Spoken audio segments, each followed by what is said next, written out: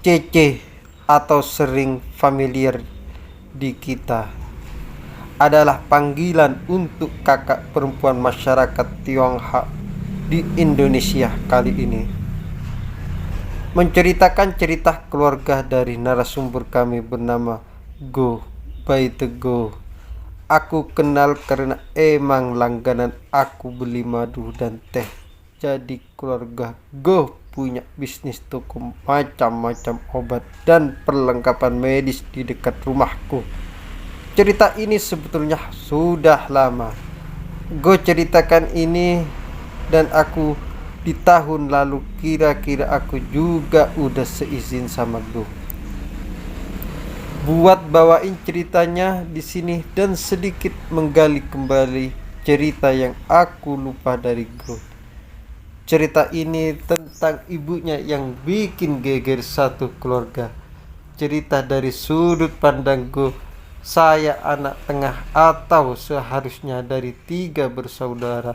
2021 saya harusnya lulus kuliah, tapi karena papa meminta saya buat nerusin usaha-usaha keluarga, ya sudah, akhirnya saya pun mengikuti saja. Karena saya jadi anak pertama sekarang, karena kakak pertamaku Wanda atau akrabnya kami sekeluarga memanggil beliau Cek Win, sudah meninggal dunia. Saya pun baru tahu saya punya kakak waktu bala ini menimpa keluarga saya sekitar tahun 2013. Lupa ingat tahunnya, tapi sekitar 2013 sampai 2014 waktu saya masih SMP. Sebenarnya ada tujuan baik juga kenapa saya dan adik laki-laki saya tidak saya kasih tahu kita punya kakak. Nanti saya ceritakan gimana bisa begitu. Di sini saya tekankan bukan saya yang mau sombong, merendah diri atau hal-hal negatif lainnya. Juga karena saya mau cerita ini apa adanya, semoga tidak menyakiti hati pihak manapun.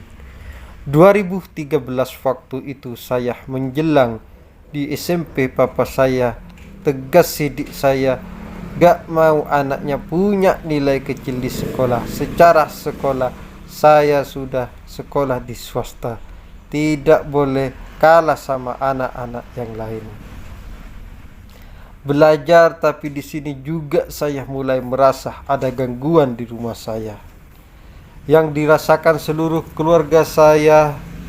Saya bisa dibilang Chinese yang gak kayak kebanyakan Cina. Indonesia di Jakarta dulu saya baru punya satu toko obat yang saya keluarga tinggal di atasnya rukulah, dan kami juga gak punya mobil. Karena ruko kita ada pasar sempit, tidak usah sebut namanya, ya intinya di Jakarta. Ruko kami 3 lantai, jadi lantai 2 itu ruang tamu keluarga plus gudang. Lantai 3 barulah ada 3 kamar dapur serta tempat yang besar, tapi tempat untuk orang keluarga kami tambah saat yang kadang nginep. Pulang ke kosnya kita juga punya 3 pegawai toko, semuanya laki-laki dan mereka semua orang Surabaya yang gak tinggal sama kami. 3 orang laki-laki ini semua ngekos di sekitaran pasar satu lingkungan sama RT ini. Karena hitungan dulu pas SMP saya termasuk bandel, jadi setelah saya selesai belajar malam saya biasanya main ke warnet di dekat rumah sampai lupa waktu. Memang warnet itu dibuka 24 jam. Ingat, saya pulang jam 3 malam, ditambah itu malam minggu, jadi papa sama mama saya tidak nyuruh pulang karena saya ingin rebahan, sudah capek main game dari siang. Dan saya pulang dan saya lihat suasana ruko yang sudah gelap gudang, lantai 2 pun gelap, tapi sudah biasa karena saya sering begini setiap hari. Tapi waktu itu di lantai 3, saya lewat kamar kosong yang biasanya dipakai. Saya tidur sama adik saya yang waktu itu masih SD di kamar paling ujung. Mama dan papa saya tidur di kamar tengah, dan yang saya harus lewat kamar itu. Saya tidak sengaja lihat ada cahaya minim, entah dari lilin atau senter kecil.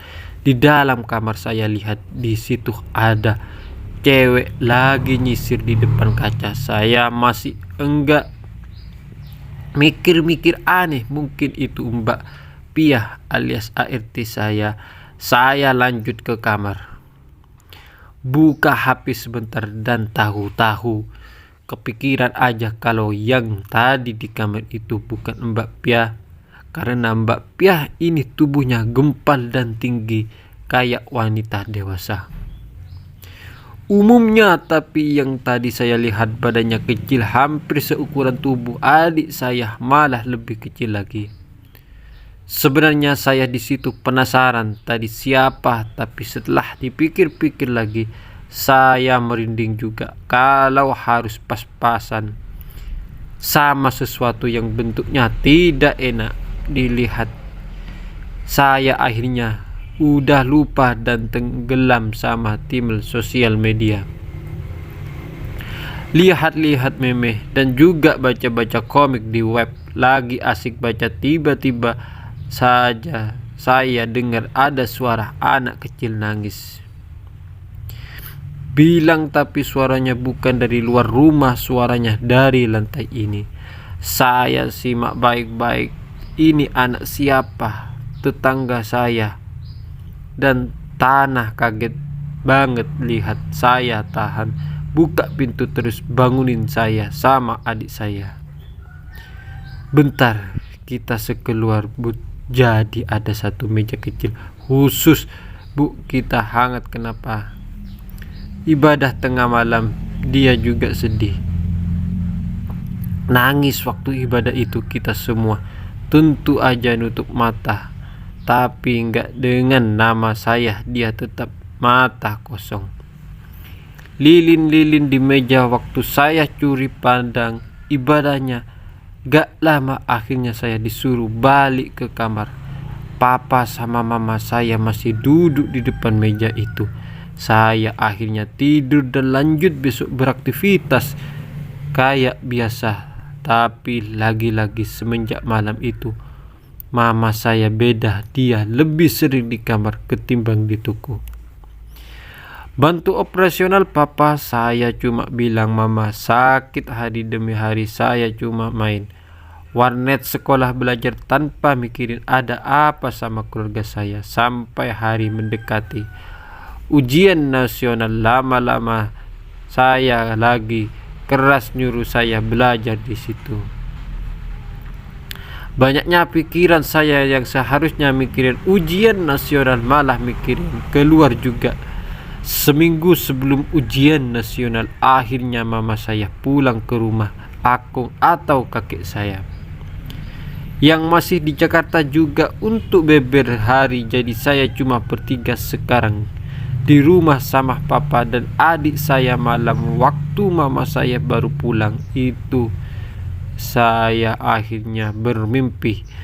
Tapi mimpi ini berasa nyata banget. Ada suara perempuan nyanyi yang setahu saya nadanya lawas semacam kreong. Awalnya samar-samar, tapi lama-lama dekat.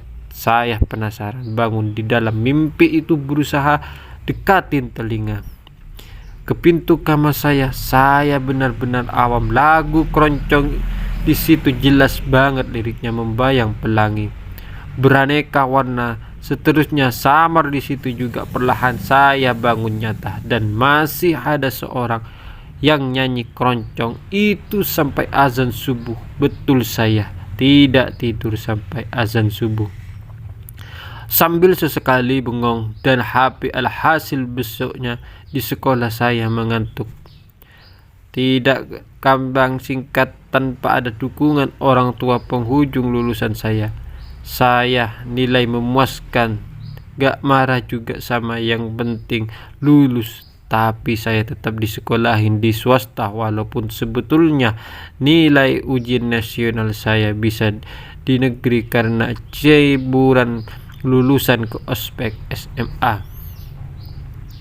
Sekolah yang pilih bisa 3 bulan, saya akhirnya diajak pergi ke Malaysia. Saya senang banget karena saya bisa liburan, tapi enggak terasa kita ke sana untuk yang lain. Mama, tante, sama 2 sepupu saya yang lebih dewasa dari saya pun kelihatan berumbuk di toko. Saya belum berangkat. Mimi dan Anda bicaranya serius, mereka semua ngobrol pakai bahasa Hokkien atau jenis bahasa Mandarin. Kalau Jawa ya kromo ninggil, ya sama-sama sekali. Ngerti beneran saya pernah sekalipun dididik bahasa itu, kecuali pernah lihat papa lagi marah-marah sama orang pakai bahasa Hokkien itu aja. Lagi-lagi saya kurang peduli sama apa yang terjadi. Saya cuma manut disuruh packing barang dan beres-beres rumah sebelum pergi. Mama waktu itu keadaan kelihatan sakit. Setelah pulang dari rumah, aku juga ikut ke Malaysia sepanjang perjalanan ke bandara. Adik saya nangis terus-menerus dan meminta kaca spion tengah mobil taksi yang kami tumpangi ditutup, padahal bahaya nantinya. Makanya sampai bandara gak ditutup, jadinya adik saya menangis sepanjang jalan. Dibujuk Pak Kunang sampai di sana. Kita kecil di daerah Melaka, kota yang jauh dari Kuala Lumpur, bisa dibilang bentuk kota ini persis kota tua di Jakarta. Setelah sampai Malaysia, saya niatnya antar saya kemana kita. Dealer bersaya adik saya sepupu laki-laki yang sudah bahwa, tapi katanya memasang pergi diobatin karena sampai mama sakit. Lagi-lagi aku betul gak tah mama sakit apa, kita periksa terlebih dahulu. Saya spontan lari, tapinya saya menunggu dan bing sabali bin in belakang minimarket itu dari selorak lama keluarganya pegawai laki-laki. Kayaknya mbak yang tadi kelihatan bingit saya sama adik saya. Dia bercanda sama adik saya kalau mbak yang tadi aneh sosoknya. Saya masih minimarket itu buat beli keperluan, dan tingkah mbak yang kemarin masih sama. Dia selalu meminta temannya untuk nangan transaksi karena hiburan kita cuma minimarket yang dekat. Motel sudah 2 hari cuma stay di hotel dan jalan. Teman saya manusia super akhirnya berani tanya ke papa sebenarnya dan tujuan kita apa di sini. Katanya cuma mau ngobatin mama di sini sebentar saja. Sakit yang harus diobati bukan sama medis. Papa sebetulnya udah bulan terakhir ini pusing sama tingkah mama yang sudah dibilang papa keasliannya. Nyembunyiin sesuatu, soalnya pas lagi cerita-cerita saya banyak jawaban. Jalan yang salah soal spiritual, ruko tutup sekitar 1 minggu. Saya bisa merasakan hawa pengap pertama kali ruko dibuka. Berasa ini ruko udah tidak ditempatin lebih dari 2 bulan. Debu di mana-mana, bau jamur dan kayak apa. Masuk ke rumah kita di atas dan langsung beres-beres rumah dan toko karena besok harus buka lagi. Singkat cerita, setelah kita pulang gelagat mama kembali aneh. Saya sering lihat mama merenung dan gak nyambung diajak ngomong. Suka tiba-tiba mau nyelakain dirinya sendiri. Bahkan di rumah saya sering terjadi hal-hal di luar nalar yang paling gak habis pikir. Sering banget di atas jam 11 malam ada bola atau entahlah sesuatu yang buat gelinding di atap kamar saya. Apa-apa lagi, bahkan bentuk ataupun bukan genting dicor sama papa saya. Semoga kalian bisa bayangin. Ya jadinya saya bikin banget gak ada akses hewan, apalagi anak-anak kecil sengaja lempar bola ke atap ruko. Saya mengenai plafon, kita juga tidak ada akses buat masuk dan celah atap. Sama plafon itu tipis, cuma bisa jalur kabel dan kipasnya. Waktu udah 3 orang teman saya melihat ada sesuatu yang aneh di toko saya. Teman-teman saya ini teman rumah yang juga teman sekolah SMP saya sekeluarga, kita udah mulai putus. Ada apa sebenarnya yang terjadi sama mama saya, ditambah omongan 3 orang teman saya yang akhirnya tersebar dan bikin orang di lingkungan toko dan sekolah salah paham katanya. Sesuatu itu penglaris toko saya, antara mau marah atau sedih. Bingung sampai saya akhirnya punya teman baru, cewek, sebut saja namanya Yang. Tiba-tiba dia bilang juga mending sering-sering pesugihan deh. Ada yang gak diundang datang ke rumah tapi dia minta nyawer. Itu saya karena teman saya kena dan saya inisial linglung, sebel balesnya bila ke tante. Datang mama mampir depan teras toko aja jadi kesaksiannya. Ini di rumah saya ada sosok entah laki-laki atau perempuan, dari fisik kayak anak-anak, rambutnya pun panjang kayak anak perempuan, tapi gak yakin itu perempuan. Juga lihat sesuatu ini, ada yang memanggil tapi yang datang salah mengerti. Lama-lama nguasain terutama badan salah satu anggota keluarga saya. Saya mikir panjang, sudah pasti mama saya, karena dia yang selama ini aneh. Selesai dari situ tidak bisa ngomong. Lebih banyak karena mengaku bisa, mau terlalu mencampuri dan tahu juga solusinya apa yang terbaik kayaknya. Setelah itu keluarganya saya mendatangi semacam cenah atau guru spiritual yang ke rumah waktu saya lagi sibuk ngurus perlengkapan masuk sekolah. Karena saya sibuk, saya nggak gitu ngamatin apa yang terjadi di rumah. Sampai pas saya habis pulang dari peralatan buat sekolah, saya lihat udah ada seorang tante saya, papa sepupu saya yang sudah besar duduk di depan tempat kita biasa sembahyang. Saya yakin mereka enggak lagi sembahyang karena saya lihat di situ ada beberapa sesajen dan foto anak kecil perempuan di tengahnya. Yang saya tidak tahu siapa itu dan maksudnya. Setelah selesai baru saya tanya ke papa tadi foto di tengah itu siapa. Tapi papa diam, cuma nyuruh saya lanjut beli peralatan sekolah sambil ngasih uang buat lanjut main saja, tidak boleh di rumah.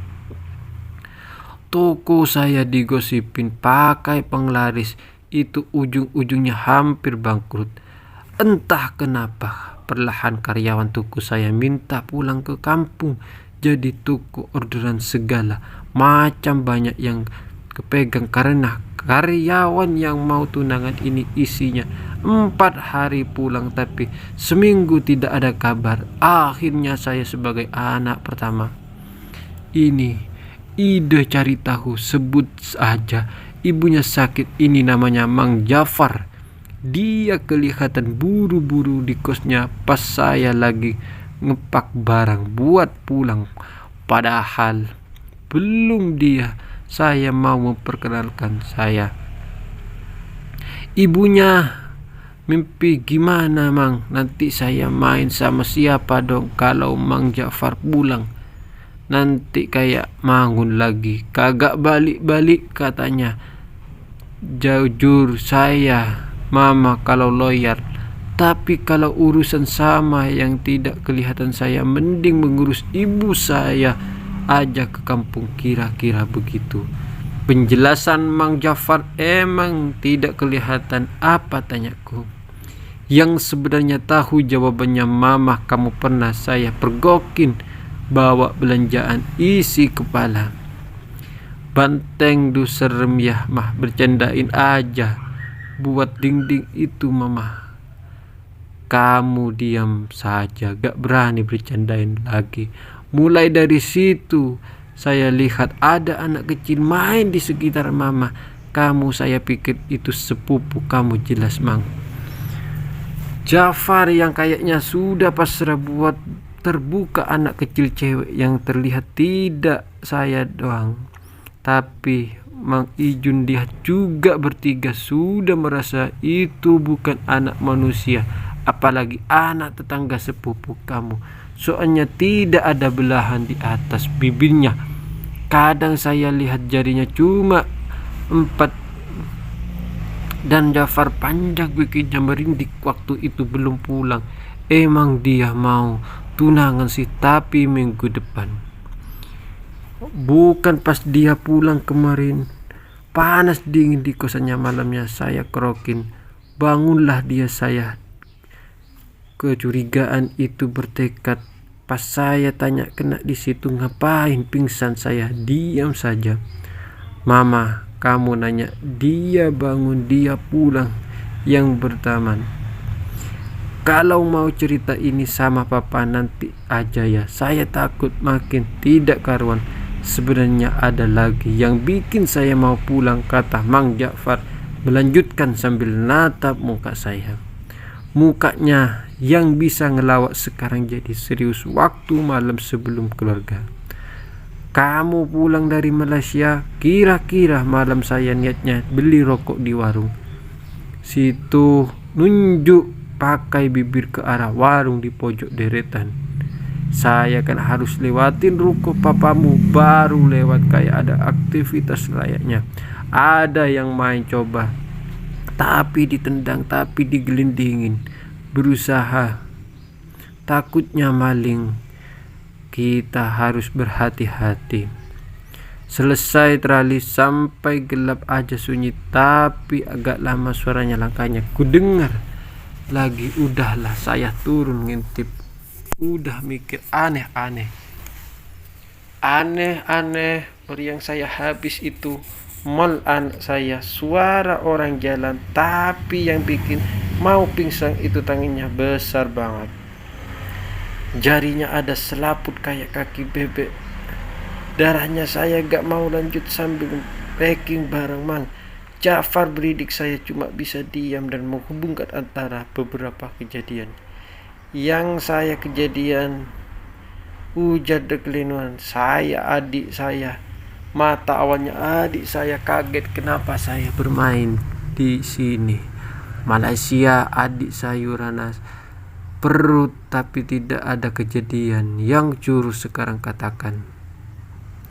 Cerita ini akhirnya mau cerita dengan syarat apa itu yang tidak boleh kasih tahu mama, papa, dan anggota keluarga lainnya. Saya nurut, tapi saya salah ternyata. Jadi cerita ini mbak kesaksian juga memahami sosok anak perempuan yang aneh. Sering nangisin seorang di foto, entah siapa orang itu, tapi rasanya sedih sekali dengannya. Mbak Pia tidak berani tanya, gimana pun itu bakal tidak sopan. Mama sering dengerin lagu keroncong di atas jam 10 malam.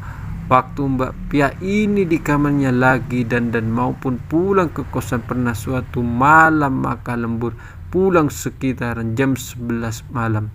Ke kosnya memang sudah ditawari menginap sama papa, tapi Mbak Pia memilih pulang. Akhirnya Mbak harus susah payah pintu tergeser.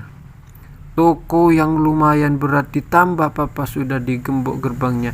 Mbak memang diberikan kunci gembok supaya suatu saat kalau ada perlu kita sekeluarga tidak perlu repot turun. Bu, gerbang toko malam itu toko kami membuka turun lantai harus tutup gerbang. Bagaimanapun ini, rokok ini sangat seram. Yang jelas pakaiannya sering saya lihat mirip pemimpin ibadah di gereja Katolik. Kalau bahas di Muslim biasanya ruqyah, saya lihat proses ini mirip doanya. Pas ketika keluarga saya ibu Katolik, tapi mau gimana lagi, memanggil arwah salah satu anggah keluar kami yang sudah tidak ada. Papa makin kelihatan frustasi.